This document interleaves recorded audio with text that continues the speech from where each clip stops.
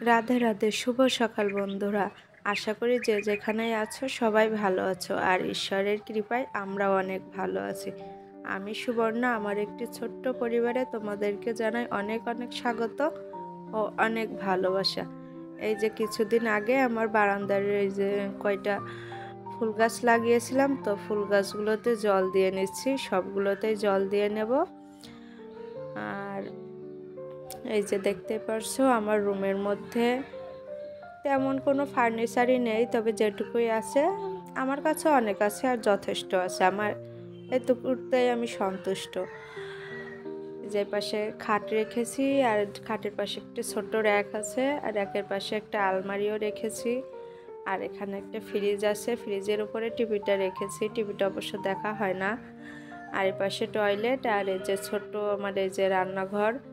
রান্নাঘরে যাওয়ার পথে এখানে বাবুর খেলনা রেখেছি, আর আমার মেশিনটা রয়েছে, আর এখানে একটা র্যাক রয়েছে। তো যেভাবে রাখছি আপাতত সেভাবেই দেখাচ্ছি তোমাদেরকে। এখনও সেইভাবে গুছিয়ে উঠতে পারিনি আর কি। এখানে তো আমরা নতুন এসেছি, তো এই বাসাতে আসার পর আমরা একটু ঝামেলার মধ্যে আছি, যার কারণে মানে আমাদের রুমটা আমরা পুরোপুরিভাবে গুছিয়ে উঠতে পারছি না। তো আমরা যেই রুমে যাবে ওই রুমটা এখনও কমপ্লিট হয়নি, এর কারণে আমাদের একটু অসুবিধার মধ্য দিয়ে মানে চলতে হচ্ছে আর কি। তবে আশা করছি ওই রুমটা তাড়াতাড়ি ঠিক হয়ে যাবে, তখন পুরোপুরিভাবে রুমটা গুছিয়ে তোমাদেরকে একদিনকে দেখাবো। আর এই যে আমার জানালার পাশে দেখো, ওই যে ওইটা রাস্তার পাশে একটা বড় মসজিদ। তো এই পাশের দৃশ্যটা কিন্তু অনেক সুন্দর, আমার কাছে অনেক ভালো লাগে। রান্নাঘরে আসলে মনটা ভালো হয়ে যায়। জানালাটা খুললেই কি দারুণ বাতাস, আর এই যে প্রকৃতি দেখলেই মনটা ভালো হয়ে যায়। তো রান্নার ঘরের এই পাশে রেখেছি এই ড্রামটা, আর তার পাশে আমার ছোট্ট ঠাকুরের যে আসনটা রেখেছি আমি। তো কি করব, জায়গা যেহেতু কম, তো যেভাবে আছে যেটুকুই আছে তার মধ্যেই তো আমার সব কিছু করতে হবে আর কি। এই ভেবে যা আছে এর মধ্যে সেইভাবে চলাফেরা করি। তারপরে এই যে আমি চান টান করে এখন আমার গোপাল সোনাকে একটু পুজো দিয়ে নিলাম। তারপর সকালের নাস্তা বানিয়ে নিয়েছি। তো দেখো সকালে রান্না করেছিলাম, সুজি রান্না করেছিলাম আর পরোটা করেছিলাম। তো এখন আমরা ওটা সকালের নাস্তা করে নিয়েছি। তারপর দুপুরের এই যে রান্না বান্নার কাজে যাব। তো মাছ রান্না করব, সেটাই ফ্রিজ থেকে বের করে ভিজিয়ে রাখছি। আর বাবু ঘুমিয়ে আছে, যার কারণে আমি একটু তাড়াতাড়ি করে কাজটা করে নিলাম, না হলেও উঠলে পরে আর হবে না।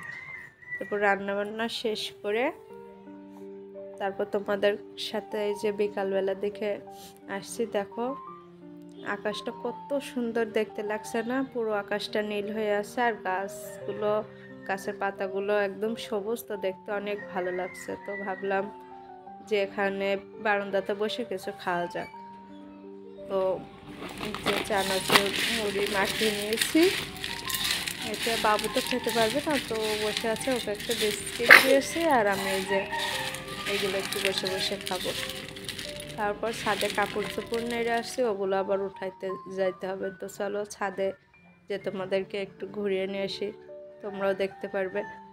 তো এই যে এটা আমাদের বাসার ছাদ, আমরা যে বাসায় ভাড়া থাকি আর কি। তো এই যে রাস্তায় সাইডে রাস্তা দিয়ে গাড়ি চলাচল করতেছে, আর রাস্তার এই সাইডে একটা অফিস আছে আমাদের বাসার পাশেই। তো অনেক শব্দ হয় মাঝে মাঝে। তারপর ছাদ থেকে এসে এই যে সন্ধ্যাবেলা আমার গোপাল সোনাকে আবার সন্ধ্যাবাতিটা দিয়ে নিচ্ছি। তো বাবু আমার পাশেই বসে আছে, ও একটু অস্থির করে, তবু ওকে নিয়েই যেভাবে আছে ওভাবে সন্ধ্যাবাতিটা দিয়ে নিই, কারণ দিতে তো হবে। তো দেখো এই যে ধনুষি ধরিয়ে, এটাকে আমরা ধনুষি বলি, তোমরা কি বলো অবশ্যই কমেন্ট করে আমাকে জানাবে। তো এই যে ধূপটা দিয়ে নিচ্ছি, আর এইভাবে করলে কি হয় জানো, রুমের মধ্যে একটা মশা থাকে না, আর